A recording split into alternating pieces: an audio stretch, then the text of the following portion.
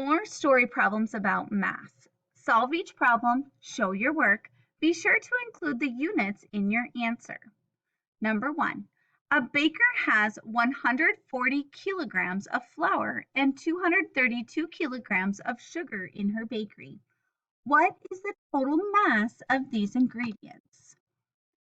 In the space here below, you're going to solve this problem and show your solution. Make sure once you have your answer that you write the word kilograms, that is our units of measure, at the end of your answer. Number 2 says an adult orca whale needs 280 kilograms of food each week.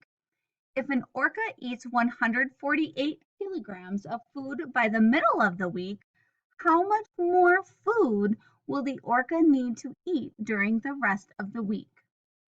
You will show your work, solve the problem.